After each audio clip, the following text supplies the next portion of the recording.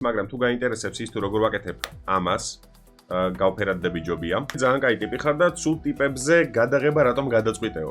რა ხანია სტალინზე ვიდეოს ვითხოვთ, გამომწერებს რატომ არ გვითვალისწინებ? რამდენ შოულობ YouTube-დან? მოგესალმებით ყველას, მე ირაკლი ვარ, არხიცოდნის პორტალის შემქმნელი, მემონტაჟე, დიზაინერი, გამხმოვანებელი, სცენარისტი, გამნათებელი, ოპერატორი, გადამღები, ყველაფერი ერთად.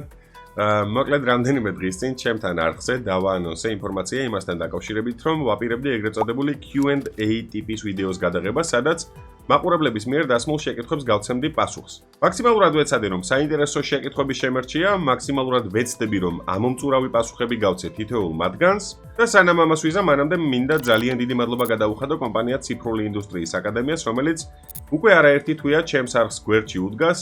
რისთვისაც ძალიან დიდი მადლობა, რომ არა ციფრული ინდუსტრიის აკადემია, ალბათ ისევ ვებკამერით გავაგრძელებდი ვიდეოების გადაღებას.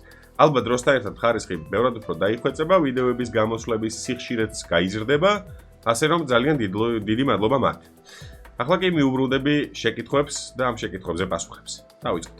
კითხვებს წავიკითხავ ტელეფონით და პირველი კითხვის ავტორი არის ლამრი ბეითრიშვილი, ძალიან კაი ტიპი ხარ და ცუდ ტიპებზე გადაღება რატომ გადაწყვიტეო? საინტერესო შეკითხვა არის, ძალიან დიდი მადლობა კომპლიმენტისთვის.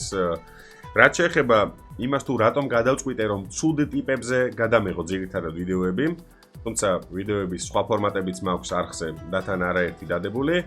ალბათ ეს იმან კი არ განაპირობა, რომ ცუდი ტიპების პოპულარიზაცია მოვახდინო, არამედ კარგად თქვენთან ერთად, მაყურებელთან ერთად ვისწავლო და შევისწავლო ის თუ რამ განაპირობა ამ ადამიანების ცუდი ტიპობა. აი მაგალითად, ბოლო დადებულ ვიდეოს თუ მივაქცევთ ყურადღებას, ჩარლზ მენსონის ბავშვობა არის ერთ-ერთი თავი მაგ ვიდეოში, სადაც ვსაუბრობ იმაზე, რომ ჩარლზ მენსონის ბავშვობა მაინც და მაინც იავარდებით მოფენილი არ იყო და ამან განაპირობა ის, რომ ჩარლზს საკმაოდ მძიმე ფსიქოლოგიური პრობლემები დაუგროვდა. რაც შეეხება ეპშტეინს, ეს არის ის შემთხვევა, როდესაც ადამიანი ძალაუფლებამ გარყვნა და ეპშტეინის ვიდეო მარტო ერთ ცუდ ტიპზე არ არის რა.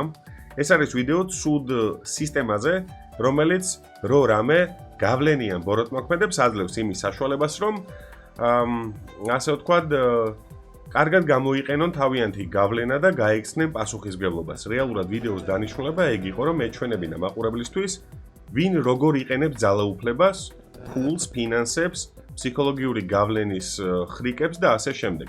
რაც შეეხება კატასტროფებს, აი მაგალითად ჩერნობილის ვიდეო რომ ავიღოთ, ჩერნობილის ისტორია ზოგადად კაცობრიობის ისტორიაში საკმაოდ ისეთი შავი ფურცელია და ამ კატასტროფის შესახებ ინფორმაციის გაგება მინიმუმ იმის საშუალებას გვაძლევს, რომ იგივე შეცდომები არ გავიმეოროთ, აი ეგ პროცესი რომ გავაცნობიეროთ რა. და ამ ყველაფერს რო თავი დავანებოთ, ჩემი არხის სტატისტიკას თუ განახედავთ, თუ ვიდეოებს დააყენებთ ყველაზე პოპულარულიდან ყველაზე ნაკლებ პოპულარულამდე, ნახავთ იმას, რომ ტოპ 10 ვიდეო სწორედ ან გლობალურ კატასტროფას, ან რომელიმე ბოროტმოქმედს ეხება და ნებისმიერი იუთუბერისთვის, ისევ როგორც ჩემთვის, ნახვებს და ნახვების რაოდენობა საკმაოდ დიდი მნიშვნელობა აქვს. ეგ მინიმუმ მეტყველებს იმაზე, რომ მაყურებელს ეგ ყველაფერი აინტერესებს და მე მაქსიმალურად ვცდილობ, რომ მაყურებელს რაც აინტერესებს, მაგაზე ჩავწერო ვიდეოები. თუმცა ამავდროულად რაღაც გადაჯაჭვული უნდა იყოს ეგ ყველაფერი იმასთან თუ რა მაინტერესებს თავად მე. ძალიან ისეთი პატარა მოკლე რეზუმესავით რომ გავაკეთო, პასუხი იქნება ასეთი, რომ ვცდილობ ვისაუბრო ბოროტებაზე და ბოროტ ადამიანებზე, რათა მათი ამოცნობა მარტივად მოვახერხოთ და ბოროტების პრევენციად შევძლოთ. შემდეგი შეკითხვის ავტორი არის ნინო კუბლაშვილი, ჩვენი Telegram არხის წევრი. მე ცოდნის პორტალიდან გაგიცანი და ამ არხს ქართულ YouTube სივრცეში ერთ-ერთი ჩემთვის ყველაზე საინტერესო არქ აქვს. როგორ აისახა ეს პროცესი პირადად შენზე? უნდა ველოდოთ ისევ ცვლილებებს, თუ ეს არის ნიშა, რომელშიც საბოლოო კომფორტი იპოვე და რას გაძლევს ეს პროცესი. უფრო იუთუბერობის ნაწილს გულისხმობ. გამომწერებთან ურთიერთობა ვიდეოდან ვიდეომდე პროგრესი.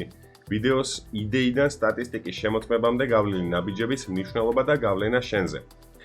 ძალიან შინაარსიანი შეკითხვა იყო, მადლობა ამ მართლა შინაარსიანი შეკითხვისთვის. პირველ რიგში გეტყვი იმას, რომ ვიდეოდან ვიდეომდე მე თავადაც ვიცვლები.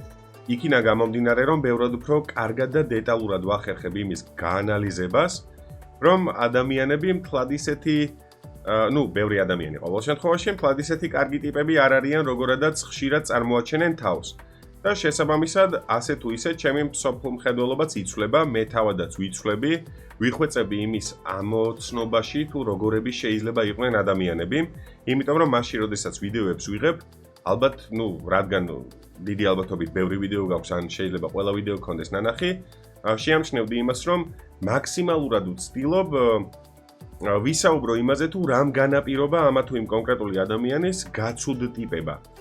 აი წინა შეკითხვის არ იყოს, ვიდეოებს ძირითადად ცუდ ტიპებზე კი ვიღებ, მაგრამ ამავდროულად უბრალოდ მათ ისტორიებს კი არ უყვები, არამედ ცოტა უფრო სიღრმისეული ანალიზის მცდელობები მაქვს. რაც შეეხება იმას, რომ კომფორტის ზონა ვიპოვე, ამაზე ერთ ასეთ რაღაცას ვიტყოდი. ოღონდ ეს არამხოლოდ იუთუბერული ამბავია, ზოგადად ასე არა. თუ კომფორტის ზონა იპოვე ადამიანმა, ეგ დაახლოებით ნიშნავს იმას, რომ სტაგნაციის პერიოდში შეიძლება შეხვიდე და წინ ვეღარ წახვიდე რა. ვიდეოები ნელ-ნელა იხვეწება, აი თუ გადახედავთ ჩემს ძველ ვიდეოებს, რომელიც თუნდაც 7-8 თვის წინ მიდევს ან 1 წლის წინ მიდევს და დღეს რა ხარისხსაც ვწდებ, მაგრამ ბავში ალბათ შეამჩნევთ, არ ვიცი, შეიძლება მე მეჩვენება და შეიძლება სულაც არაფერი არ დაიხვეწა, მაგრამ ალბათ შეამჩნევთ, რომ რაღაცები იხვეწება მონტაჟის სტილი, იხვეწება სტორიტელინგი, იხვეწება ვიდეოების ფორმატი და არ მინდა რომ გავჩერდე. თუ სადმე გავჩერდები, ესე იგი მთლად კარგად არ მიდის საქმე, უпроსოდ მთლად კარგად არ წავა და მაგის სურვილი არ მაქვს. რაც შეეხება იმას, თუ რა მომცა ამ პროცესმა, ანუ იუთუბერობამ, ანუ მე პირადად მაყურებელთან კომუნიკაციამ, ეს ვიდეოდან ვიდეომდე სტატისტიკის ამბავმა, პირველ რიგში ესეთ რაღაცას ვიტყვი, ოღონდ ამას მართლა გულწრფელად ვამბობ. ჩემთვის ვიდეოებზე ნახვების რაოდენობა, ისევე როგორც გამომწერთა რაოდენობა არ არის უბრალოდ რიცხვი და ციფრი. ეს არის იმ ადამიანთა ერთობლიობა, რომლებსაც დაახლოებით იგივე ინტერესები აქვთ, რა ინტერესებიც მაქვს მე. აქ საუბარი რა თქმა უნდა არ მაქვს ვიღაც ფსიქოპათებზე, უფრო ფსიქოლოგიურ მომენტებზე, აი რაზეც სულ ცოტა ხნის წინ ვისაუბრე. გარდა ამისა იმაზე, რომ ბევრად უფრო სიღრმისეულად ჩაიხედონ ამა თუ იმ საკითხში და აი ამ ადამიანთა ერთობლიობას რო ვხედავ, ეგ ძალიან დიდ სიამოვნებას მანიჭებს. ზუსტად მაგიტომ შევქმნი Telegram არხი, რომელშიც ყველას მოგიწოდებთ, რომ შეგიძლიათ გაწევრიანდეთ, ლინკი აღწერაში იქნება.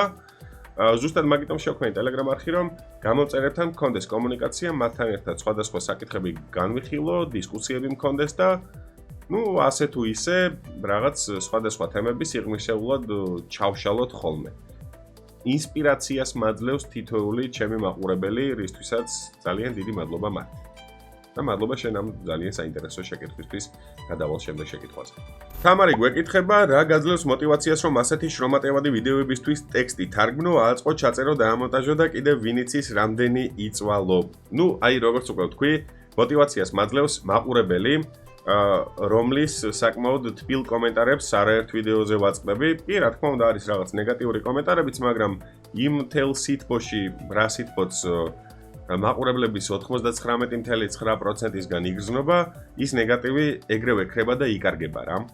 და ამ ყველაფრის გარდა, ეს ყველაფერი რომც არ იყოს, სულ თავიდან როგორც დავიწყე YouTube-ზე, ცოდნის პორტალის ამბები, ზუსტად იგივე მუხტი მაქვს დღესაც, თუმცა მქონია რა თქმა უნდა რაღაც პატარ-პატარა ჩავარდნები, რაშიც მხოლოდ იმას გულისხმობ, რომ რაღაც გადაწვა მიგრძნია, მაგრამ მე უცებ ჰოპ და მახსენდება, რომ აი პასუხისმგებლობა მაკისრია მინიმუმ 50,000 ადამიანის წინაშე და შესაბამისად მორჩა, აცი უკვე ვეღარ გავჩერდები, შანსი არ არის და შესაბამისად მეც ვდგები და ვაგრძელებ. მოტივაცია ჩემთვის არის თითოეული ის ადამიანი, რომელიც პოზიტიურ ფიდბექს მაძლევს, რისთვისაც ძალიან დიდი მადლობა ყველას კიდევ ერთხელ. ხატია ჩვენი Telegram არხის ერთგული გამომწერი, გვეკითხება, მე მაინტერესებს, რომელიც სანდო საინტებიდან იღებ ამ ინფორმაციებს, რომელიც იცი რომ გადამოწმებულია და საიმედო. თუ გაცემ ამ ინფორმაციას, რა თქმა უნდა, თუ უბრალოდ 1 ან 2 არ არსებობს. არა რატომ მგონია, რომ შენ უეჭველი გექნება ყველა ვიდეოს აღწერაში ჩაჭყიტული. მოკლედ, აბსოლუტურად ყველა ვიდეოს, ყოველ შემთხვევაში ვიდეოების 90%-ს აღწერაშივე აქვს მითითებული საინტერესო ლინკები, მათ შორის ფილმებზე, დოკუმენტებზე, საარქივო მასალაზე, იმ გაზეთებზე, რომლიდანაც ინფორმაციები მომაქვს და ასე შემდეგ. და რა თქმა უნდა, ამ ინფორმაციას არ მალავ, ეგ ჩემი მხრიდან არ იქნებოდა სწორი. მე არ ვარ რაღაც დამოუკიდებელი ჟურნალისტი, რომელიც მალავს თავის ანონიმურ წყაროებს. არა, აბსოლუტურად ყველა ის ინფორმაცია, რომელსაც თქვენ გაწვდით, არის თავისუფალ წვდომაში. არსებობს მთელი რიგი სანდო საგაზეთო გამოცემები და არა მხოლოდ საგაზეთო, არამედ ვიდეო გამოცემებიც, მათ შორის თუნდაც BBC History, აი რაც შეეხება ოფიციალური დოკუმენტების ამბებში, გამოძიების ფედერალური ბიუროს The Vault და ასე შემდეგ რა. ნუ ამ ყველაფრის გარდა არიან რა თქმა უნდა უცხოელი იუთუბერებიც, რომლებიც ასევე ჩემს მსგავსად, უბრალოდ მე მათ მსგავსად, ვიდეოს აღწერაში ტოვებენ ლინკებს, სადაც მე უკვე გადავდივარ, ჩემებურად ვაკეთებ მე უკვე ვიდეოს, მაგრამ ინსპირაციას ხანდახან ისინიც მაძლევენ, ანუ უცხოელი იუთუბერები და არა მხოლოდ ისინი. მოკლედ წყაროები, როგორც უკვე მანამდე ვთქვი, ყოველთვის არის ვიდეოს აღწერაში მითითებული, ასე რომ ჩაიჭყიდეთ ხოლმე, არ დაიზაროთ ეპშტეინზეც, რავი, ანუ ყველა ვიდეოზე თითქმის მაქვს მოკლედ მითითებული წყაროები, ასე რომ გაეცანით აუცილებლად. ყოველთვის გადაამოწმეთ ის, რასაც გინდ მეგეუბნებით, გინდ ნებისმიერი სხვა იუთუბერი. აუცილებლად გადაამოწმეთ ინფორმაციები, აი აუცილებელზე აუცილებლად. იმიტომ რომ მეც ერთი ჩვეულებრივი მოკდავი ადამიანი ვარ, რომელსაც სრულიად უპრობლემოდ შეიძლება შეცდომა გაეპაროს, ან სრულიად უპრობლემოდ შეიძლება რომ არასწორი, ან თქვენთვის შეუსამობო ინტერპრეტაცია მივცე ამა თუ იმ ისტორიას და ამა თუ იმ ამბავს, ასე რომ წყაროები ზუსტად მაგიტომ მირჩევნია რომ პირიქით იყოს ყოველთვის ცხადი და ცნობილი. შემდეგი შეკითხვის ავტორი არის მათე. როგორ არჩევ თემას ახალი ვიდეოსთვის? საშუალოდ რამდენ ხანს უთმობ მასალების მოძიებას, დამუშავებას და გადაღებას? შენი საყვარელი ვიდეო რაც კი დაგიდია ცოდნის პორტალზე. თემებს ვარჩევ შეიძლება ითქვას ინტუიტიურად, ანუ ასე თუ ისე YouTube-ზე როცა წლებია მოღვაწეობ, მოღვაწეობ რაღაც ძალიან ისე ხმამაღლა გამომივიდა. როცა წლებია YouTube-ზე ვიდეოებს ვდებ, ასე თუ ისე გამოიმუშავებ იმას, რომ დაახლოებით მაინც ხვდები, რა იქნება გავარდნადი, რას ექნება ბევრი ნახვა, რა შეიძლება აინტერესებდეს მაყურებელს და ნუ შესაბამისად აი ამ ინტუიციის ხარჯზე საზღურავ იმას თუ რა უნდა იყოს მომდევნო ვიდეო. მაგრამ არის სიტუაციები, როდესაც მაყურებელი თავად მთხოვს იმას, რომ ჩავიწერო ამა თუ იმ კონკრეტულ საკითხზე ვიდეო და შესაბამისად მეც არ მეზარება და ვდგები და ვიწერ ამა თუ იმ კონკრეტულ საკითხზე. აი მაგალითად ერთმა ადამიანმა ალბათ ერთი 10 ვიდეოს ქვეშ დამიწერა კომენტარი, რომ ჩარლზ მენსონზე გადაიღე ვიდეო და მეთქი ოკეი, გადავიღებ, ანუ ადამიანმა მინიმუმ ერთი 10 ვიდეოს ქვეშ დამიწერა კომენტარი ჩარლზ მენსონზე გადაიღეო და მოკლედ სხვა გზა არ იყო, უნდა გადამეყო. ვიდეოების თემების შერჩევისას მაქსიმალურად ვცდილობ, რომ შევარჩიო ისეთი ისტორიები, ისეთი საკითხები, რომლებსაც ყოველთვის მოყვება შეკითხვა რატომ, როგორ, ვინ, სად, აი რანაირად და ასე შემდეგ. მე ამ კითხვებზე გავცე პასუხი, რაღაც ჩემებური ინტერპრეტაციაც ჩავსვა და გარდა ამისა მაყურებელიც რაღაც გარკვეული კითხვის ნიშნის ქვეშ დავტოვო, რომ მასაც დაასჭირდეს თუნდაც ვიდეოს დასრულების შემდეგ ცოტა ხანი მსჯელობა და ფიქრი იმაზე, თუ რას მოусმინა და რა ინფორმაცია შეუშვა საკუთარ თავში. რაც შეეხება იმას, თუ რამდენი ხანი ვმუშაობ ვიდეოზე, დამოკიდებულია ვიდეოს თემატიკაზე, არის რაღაც ვიდეოები, რომლის სცენარზეც ერთი კვირაც მიმუშავია, არის რაღაც თემები, რომლებზეც მიმუშავია 3 დღე და არის თემები, რომლებზეც 10 დღეც კი მიმუშავია. მონტაჟის პროცესს რაც შეეხება, საშუალო სტატისტიკურად რო ავიღო, აი ასე, ერთწუთიანი ვიდეოს ფრაგმენტის, ერთწუთიანი ვიდეოს მონაკვეთის მონტაჟს დაახლოებით სჭირდება 1 საათი. ანუ თუ შენ უყურებ 1 საათიან ვიდეოს, ანუ რომელშიც 60 წუთია, ჩათვალე რომ საშუალოდ 60 საათი არის დახარჯული. ანუ დღეში დაახლოებით 10 დღე რო ისა 10 საათი რო ვამონტაჟებდე, გამოდის რომ 6 დღე სჭირდება ერთი ვიდეოს მონტაჟს. აქ ამ კითხვის მესამე პუნქტიც ქონდა, ოღონდ დამავიწყო და ეხლა ჩავიხედები და მე გავაგზავნე. ესე იგი, ბოლო პუნქტი იყო ასეთი, რომელი არის ჩემი საყვარელი ვიდეო ამ არხზე. ამ არხზე, როგორც ასეთი გამორჩეული ერთი ფავორიტი და საყვარელი ვიდეო ნამდვილად არ მაქვს, ყველა ვიდეო რაღაც შვილივით მიყვარს, იმართლა რომ გითხრა, იმიტომ რომ ყველა ვიდეოს თავისი ისტორია აქვს. თუნდაც აი ძველი ვიდეოები, რომლებიც როგორც უკვე მანამდე ვთქვი, თლად ისე კარგ ხარისხში არ არის დამონტაჟებული, იქაც რაღაც ჩემი განვითარების გარკვეული ეტაპი არის ჩასმული და შესაბამისად აი ეგენიც ძალიან მიყვარს. მაგრამ იმისთვის რომ ცოტა უფრო ისე გამოვარჩიო ვიდეოები, ალბათ ასე გეტყოდი რა. ყველაზე მეტად სავარაუდოდ ყველა ვიდეო გექნება ნანახი, ყველაზე მეტად მიყვარს ის ვიდეოები, რომლებიც იმაზე მაფიქრებენ, რაზეც აქამდე არ მიფიქრია არასდროს. ან შეიძლება მიფიქრია, მაგრამ ცოტა განსხვავებული კუთხით. აი, მაგ ტიპის ვიდეოები მიყვარს ყველაზე მეტად.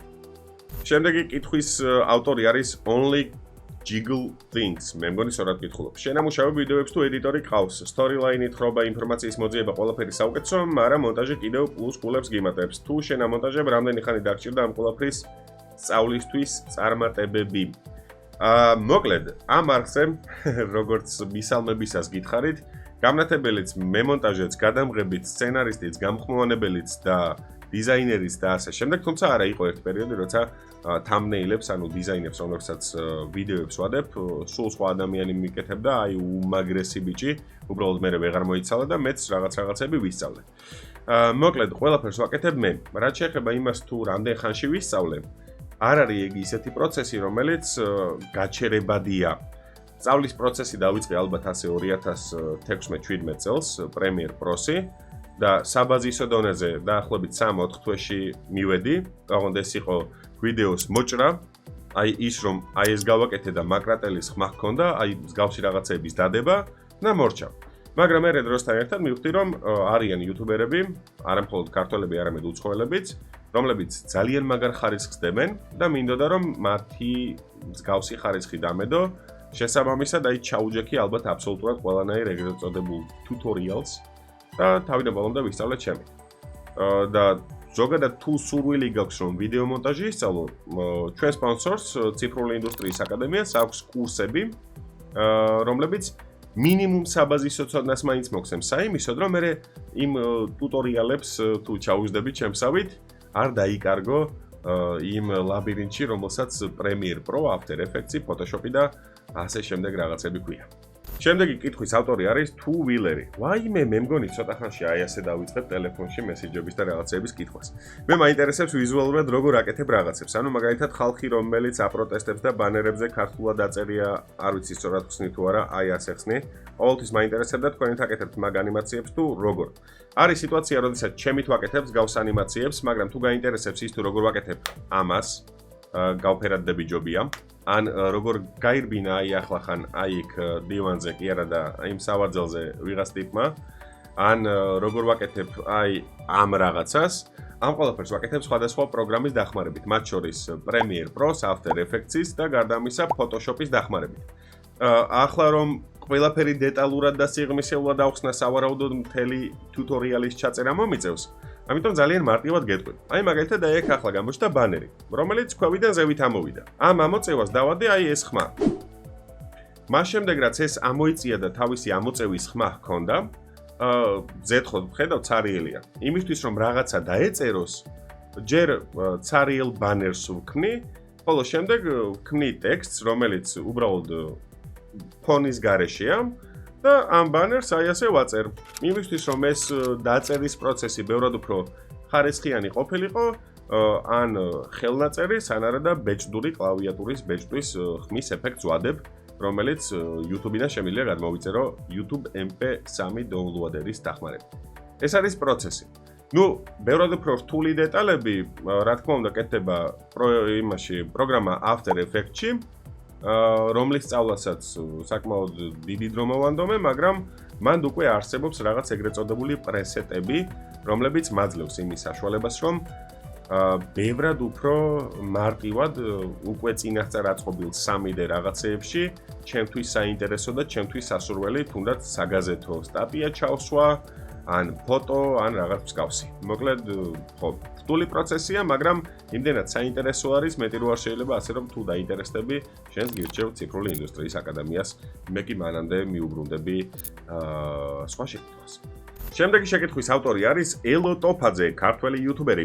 ქართულ YouTube დასაბამიდან ადევნებ თვალს და შენი აზრით 10 წელიწადში სად ვიქნებით? კვლავ პოდკასტების ციკლში ვიქნებით გაჭედილი თუ მივაღწევთ ოდესმე პროგრესს? რახანია სტალინზე ვიდეოს ვითხოვთ, გამომწერებს რატომ არ გვითვალისწინებ? იცოდე შავ პიარს აგიგორებ. ამეგორე შავი პიარი, ეგეც პიარია. არ იცის რა. ხო და, მოკლედ.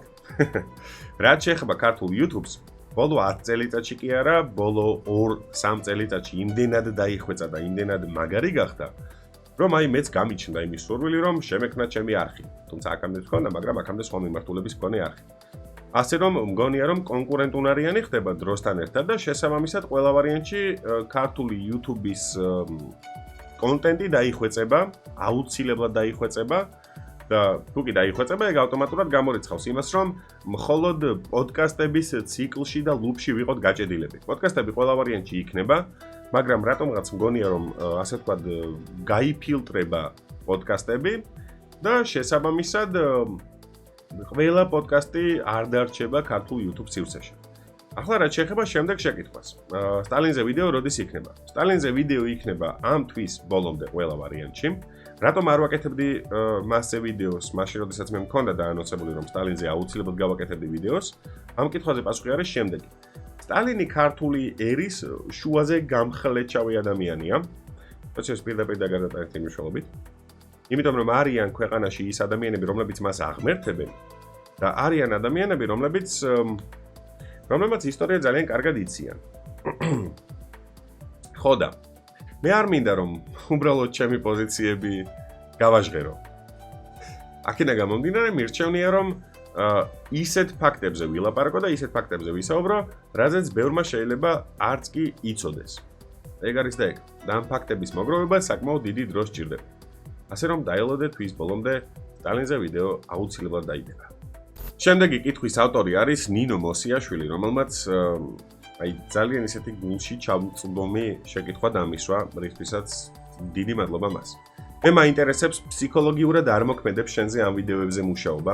ისეთ თემებს ეხები დარწმუნებული ვარ, სამუშაო მასალა ბევრად რთული სანახავია, ვიდრე ჩვენთვის მოწოდებული ინფორმაცია. მე პირადად არის თემები, რომლებიც იმდენად მოქმედებს ჩემზე და ისე ამეკვიეტება ხოლმე, რომ ხშირად ვცდილობ არც მოусმინო და ვუყურო. ჩემს ვიდეოს ეპშტეინზე დიდი ხნის შემდეგ ვუყურე. ჩემს თავს ვარწმუნებდი, რომ უნდა გამეწვო. ორი გოგოს დედა ვარ. ძალიან მიჭირს გააზრება ასეთი სენსიტიური თემების. შენ როგორ უმკლავდები? ღამით ძილს გიფრთხობს, სულს გიფორიაქებს? მართლა ძალიან ისეთი გულში ჩამწვდომი შეკითხვა არის და მადლობა ამხელა ემპათიისთვის ნინოს. კი, ძალიან მძიმეა, აბსოლუტურად ყველა იმ ფაქტის გაანალიზება და გადახარშვა, რაც თუნდაც ეპშტეინის ვიდეოზე იყო. ეს იყო ალბათ ერთ-ერთი ყველაზე არა, ჯერჯერობით ყველაზე მძიმე, ალბათ არა, ყველაზე მძიმე ვიდეო იყო. სხვათა შორის ვაგროვებ იმ გაფუჭებულ კადრებს, რომლებიც ვიდეომდე გროვდება ხოლმე. და მან ძირითადად ჩემი გაფუჭებული კადრები არის სულ ცენზურის დარღვევები. სულ. და მახსოვს კარგად რომ ვიდეოს ჩაწერა დავიწყე 14 თებერვალს ვალენტინობის დღეს ეპშტეინზე ვიდეოს ვიწერდი. მაგის. ხოდა. ძალიან მძიმეა, კი.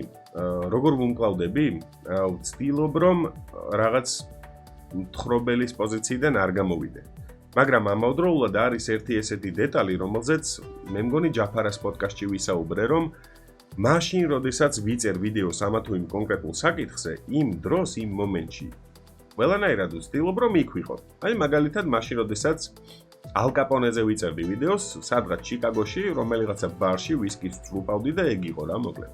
აი მაშინ, როცა დიატლოვის უღელტეხილის ტრაგედიაზე ვსაუბრობდი, მეც რაღაც მათთან ერთად ვიყავი კარავში. და ეპშტეინის ვიდეოზე ყველანაირად ყველაფერი უნდა გამეთიშა, იმიტომ რომ სხვა გზა არ იყო. და ძალიან გამიჭირდა. მუშაობდი ვიდეოზე ისე რომ ერთ ყურში ვუშვებდი ჩემს ნათქვამს, მაშინ როდესაც ვამონტაჟებდი, მეორე ყურიდან გარეთ გამქონდა რა. და მაგ ვიდეოს მერე სიმართლე რო თქვა, აი მარტის თვეში ალბათ თავადაც შეატყობდით რომ ეპშტეინის ვიდეოს მერე ცოტა ხანი მინდოდა რომ განვტვირთულიყავი. საერთო მარტო ქალებს მიუძღვენი ვიდეო, ნუ მერე კი ისევ რაღაც ჩარლზ მენსონზე ჩავიწერე, მაგრამ რაღაცნაირად აი ეს საერთო მარტო ვიდეომ ცოტა ხნით ამის გაკეთების საშუალება მომცა. და ვიდეოდან ვიდეომდე კიდე მაქსიმალურად ვცდილობ, აი როგორც კი ვიდეოს ავტვირთავ, 1-2 დღე ცოტა ხანი დავისვენო, მოვწყდე სოციალურ ქსელებს, მოვწყდე კომპიუტერს, მხოლოდ მაშინ მივუსკუბდე, როცა რაღაცა ძალიან მნიშვნელოვანი მაქვს გასაკეთებელი და ეგრე ვცდილობ, რომ რაღაცნაირად სიმშვიდის ბალანსი აღვიდგინო რა. აი ახლაც კი ვაცნობიერებ იმას, რომ მაშინ როცა ამ კითხვას პასუხს ვცემ, რაღაც ვერ ვარ რაღაცნაირად ჩემს ამ პუაში. ხო, მოკლედ მადლობა იმ თანაგზნობისთვის, რომელიც ნამდვილად იგრძნობოდა შენს შეკითხვაში. კი, ძალიან რთულია. ხშირ შემთხვევაში ძალიან რთულია სხვადასხვა თემაზე ვიდეოების ჩაწერა. ძველ და ისტორიულ მოვლენებს რაც შეეხება, მაგას ასე თუ ისე, რავი, მე-9-10 კლასში მაშინ როცა რაღაცებს ისედაც ვკითხულობდი და ვიდეოებს უყურებდი, მათ შორის დოკუმენტურ ფილმებსაც, მაგედან ვიცოდი და ცოტა გადახარშული მქონდა, მაგრამ აი ბოლოს რაც აი ამ ეპშტეინის ამბებზე გავიგე, ძალიან ძიმე დარტყმა იყო რა. ძალიან ძიმე. აი, მეუბრუნდები კითხვებს. შემდეგი შეკითხვის ავტორი არის ბლუმი, რომელიც მეკითხება ინტელექტუალური თამაშების რესურსიც გაქვს და ხმენი რამე მსგავსი. კოლაბები რატომ არაა არხზეო? მოდი პირველ რიგში კოლაბების ამბავს შევეხები. კოლაბები არხზე არაა, იმიტომ რომ ის ოთახი, რომელშიც ახლა მწავს მე ვარ, არის ძალიან პატარა, სხვას გადასაღების სივრცე მე არ მაქვს. რომც მქონდეს ჩემი არხის ვიდეოების ფორმატი ითვალისწინებს storytelling-ს, სადაც აი მაქსიმუმ პირობითად რომელიმე ჩემს მეგობარ YouTuber-ს თუ ვეტყვი რომ რაღაცის გახმოვანებაში დამეხმაროს, ან სადღაც კადრში რომ ჩავსვა, ან რაღაც მსგავსი. სხვა თვალსაზრისით კოლაბები ამ არხზე ჯერჯერობით არ წარმომიდგენია. რაც შეეხება ინტელექტუალურ თამაშს, ამაზე მთლად ბოლომდე ვერ ვისაუბრებ ჯერჯერობით, მაგრამ ვგეგმავ რამენაირად ალბათ წლის ბოლომდე გამომივა სამაგიდო თამაშის შექმნას, რომელიც იქნება ერთი კონკრეტული საქმის გამოძიებაზე. გამოძიებლები იქნებით თქვენ, ანუ ჩემი მაყურებლები, დაწესდება პრიზი, გაიყიდება ეს სამაგიდო თამაში და დიდი ალბათობით ეს სამაგიდო თამაში არ გაგრძელდება 1 და 2 საათი. მე გეგმა მაქვს ესეთი, რაღაც შემუშავებული, რომ სამაგიდო თამაში იქნება სხვადასხვა სამხილი და ამ სამხილების ამოხსნას მინიმუმ 1 თვე მაინც დასჭირდება. ნუ, ჩემი გათვლებით, ვიღაც თუ გენიოსი გაგვეჩითა, ესეთი ამბავი იქნება. და მოკლედ აი ამ იმის სამაგიდო თამაშის, ანუ აი ამ საქმის გამოძიების პროცესი დიდხანს რო გაიჭიმება, იქნება ისეთი, რომ ანუ რეალურად სამაგიდო არ იქნება რა. ნუ ბიჭო, მაინც გამომივიდა დასპოილერება. მოკლედ, ქალაქში გასვლაც მოუწევს იმ ადამიანებს, რომლებიც ამ სამაგიდო ჭყალებში თამაშს შეიძენენ. მაგრამ ეს ამომავლო გეგმებია, ჯერჯერობით დეტალებზე რა თქმა უნდა არ ვსაუბრობ, თუმცა რაღაცეებს დარწმუნებული ვარ, მივხვდებოდი, რასაც გულისხმობ. აი, გადავალ შემდეგ შეკითხვაზე, თორე კიდე წამოვსდება რაღაცა. Geek Guru Jam. საშუალოდ რამდენს გამოიმუშავებ შენი ვიდეოები? აქვე ერთი პატარა დეტალი. Geek Guru J არის ერთ-ერთი ის იუთუბერი, რომლის Marvel-ისა და DC-ს განხილვებს ფაქტობრივად არ უმაზავ, თქვენს გირჩევთ ელოტოფაძეს არხიც, ისევე როგორც Geek Guru J-ს არხიც, იქნება აუცილებლად ვიდეოს აღწერაში. საშუალოდ რამდენს გამოიმუშავებ შენი ვიდეოები და გაკმაყოფილებს თუ არა შენი თვიური შემოსავალი YouTube-დან იმდენად რომ შენ თავარ პროფესიად აქციო. როგორია შენი ვიდეოების შექმნის პროცესი, ანუ რა ეტაპებს გადიხარ თითოეულზე და რა დროს ანდომებ? მაინტერესებს შენი გადასაღები ოთახის ვიზუალი. ბოლოდან დავიწყებ. ოთახის ვიზუალზე სულ ცოტა ხნით ვილაპარაკე. მაქსიმუმ 1.7 კვადრატული მეტრი არის, რასაც უკან ხედავ ეგ არის. აქეთ ორი წამი, აი კადრში დავრჩები ისე გავაღებ ამ ოთახის კარს, მოიცა? აი, ეს არის ჩემი ოთახის ზომა. აქეთ არის მეორე კედელი, რომელსაც აი ესე ვეხები, მოკლედ. აი აქედა ვეხები რა, არ ესე ორი ხელი რო გავშალო, ეგ არის რა. მე ვეტევი. ასე რომ განსაკუთრებული არაფერი ამ ჩემს ოთახში. კომპიუტერს რაც შეეხება მონაცემებს ვიდეოს აღწერაში თუ არ დამავიწყდა, აუცილებლად ჩავამატებ და ეგ არის. ვიდეოს შექმნის პროცესს რაც შეეხება, ესე იგი, საქმის მოძიება, ნუ იდეა უпростоრად, მე ამ საქმის ირგვლივ რაღაც სხვადასხვა სამხილების მოძიება, სამხილების მოძიების შემდეგ ფაქტების ერთმანეთთან შედარება, გადამოწმება, შემდეგ უკვე მონტაჟი, კი არა, გადაღება, მონტაჟი, გახმოვანება, thumbnail-ის გაკეთება და ასე შემდეგ. რაც შეეხება იმას, თუ რამდენს გამოიმუშავებს ჩემი ვიდეოები საშუალოდ, რამდენ შოულობ YouTube-დან? პირდაპირ გეტყვი, მოკიბვის გარეშე, საშუალო სტატისტიკურად ერთი ვიდეო ჩემს არხზე წერს დაახლოებით 100-დან 150 ევრომდე. იმის გათვალისწინებით, რომ თვეში 2 ვიდეოს ვდებ, ერთი შეხედვით წესით 300 евро უნდა იყოს, ხო? მაგრამ მე საშუალო სტატისტიკური ისავიღე ანალიზი.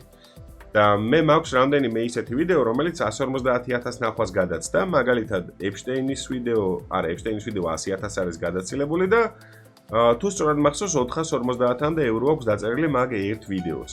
მაგრამ ეგეთი ვიდეოები, ანუ გავარდნილი ვიდეოები, ასე ვთქვათ, ძალიან ცოტა ამ არხზე ჯერჯერობით. და ნუ რო თქვა რომ რაღაც მაგმაყოფილებს საიმისოდ რომ მხოლოდ YouTube-ზე ვიყო ორიენტირებული თქო არა, მაგრამ ქართულ YouTube-ს მონეტიზაცია იმდენად დაეხვეწა რომ თუ ბევრი ნახვა გაქვს და პლუს ერთი ძალიან ასეთი სპონსორი, როგორც მე მყავს, ციფრული ინდუსტრიის აკადემია, აი მე, ძალიან მაგრები არიან მართლა ძალიან მაგრად ამასაფრთხეს მე. ხო და მოკლედ თუ სპონსორიც ყავს, მე მგონი რომ შეგიძლია რა, ანუ საშუალოდ სადღაც რავი, ერთი 1500 ლარი მაინც, ან 2000 ლარი მაინც გამოგივა მონეტიზაციით და სპონსორს კიდევ როგორც დაელაპარაკები, ეს გადაგიხდია. ხო, რაც შეეხება იმას, ვაპირებ თუ არა რომ თავარ პროფესიად ვაქციო, ანუ ეგ იდეაში მოიაზრებს რას, რომ ბევრად უფრო ხშირად დავდო ვიდეოები, თორე ახლა ამ წამსაც, ასე ვთქვათ, მთავარი პროფესიაა. ნუ, ამ საქმიანობის გარდა კიდევ სხვა რაღაცებსაც ვაკეთებ, მათ შორის რეკლამებს ვახმოვანებ, რეკლამებს ვაანიმირებ და ასე შემდეგ, მაგრამ ნუ მოკლედ. ეგ ცოტა ისეთი long story short არის. გადავალ შემდეგ შეკითხვას. დღეისთვის ბოლო შეკითხვა, თუმცა მე ეჭვება რომ სამომავლოდ Q&A-ის ტიპის ვიდეო გადავიღო, იმიტომ რომ თურმე რთული ყოფილა. არის Murdoch 3020. ამ ყველა კადრს, რასაც ვიდეოში იყენებ, საიდან იღებ ხოლმე? ზოგადად stock კადრებს საიდან იღებ, ისე რომ YouTube-ის საავტორო უფლებების დარღვევაში არ გითვლის. მოკლედ, ნახე, არსებობს ერთი ესეთი წესი, ქვია fair use, რაც ნიშნავს სამართლიან გამოყენებას. თუ კი შენ ქმნი კონტენტს, რომელშიც ყველა ვარიანტში მოგიწევს ის, რომ განიხილო ესა თუ ის კონკრეტული ცნობილი მოვლენა, მაგალითად, რა ვიცი, რაღაცა ისტორიული რამ, მაშინ შენ ყველა ვარიანტში მოგიწევს, რომ ისტორიული კადრები გამოიყენო. რაზეც ვრცელდება ეგრეთ წოდებული fair use-ის წესი. ოღონდ შენ უბრალოდ კი არ უნდა აიღო და დადო ეს ისტორიული კადრი სადღაც შენთან YouTube არხზე, არამედ ეს კადრი უნდა გამოიყენო რაღაცისთვის. აი მე მაგალითად შემეცნებითი ტიპის ვიდეოებისთვის ვიყენებ და შესაბამისად არ მედება ეგრეთ წოდებული copyright. რაც შეეხება stock კადრებს, მაქვს ნაყიდი FreePic-ის და Envato-s პრემიუმ აკაუნთი, რომელიც მადლობს იმის საშუალებას, რომ 1 წლის განმავლობაში, ნუ მე 1 წლიანი მაქვს ნაყიდი, 5 წლიანი შემიძლია, მაგრამ ძალიან ძვირი ღირს, 1 წლის განმავლობაში გადმოვიწეროთ ჩემთვის საინტერესო კადრები. აი მაგალითად, მაშინ როდესაც მინდა რომ, რა ვიცი, ვიღაც მძარცველის კადრი გამოვიყენო, სერჩავ მძარცველს, ნუ რა თქმა უნდა ინგლისურად, მე უკვე ვიწერ კადრს, ვადებ ხმებს და ასე შემდეგ და ნუ შესაბამისად, რადგან მე პრემიუმ აკაუნთი მაქვს ნაყიდი, თითოეულ კადრს მოყვება თავისი ლიცენზია, რომელსაც შემდეგ უკვე ვიყენებ იმისთვის, რომ გავასაჩივროთ, თუ კი ეგრეთ წოდებული copyright-ი მომივა და უთხრა რომ აგე ჩემი დოკუმენტი, ძმებო, მაქვს ლიცენზია თქო. იგივე ხდება მუსიკაზეც, მუსიკასაც Envato-დან ვიყენებ, თუმცა ყოფილა შემთხვევა, როცა ხელოვნური ინტელექტით დამიგენერირებია მუსიკა, მაგრამ ეგ ალბათ ძალიან ძველ ვიდეოებში, იმიტომ რომ Envato-ზე მართლა მაი ასეთი მუსიკებიც, ვიდეოებიც, stock კადრებიც და მთელი რიგი რაღაცები დევს.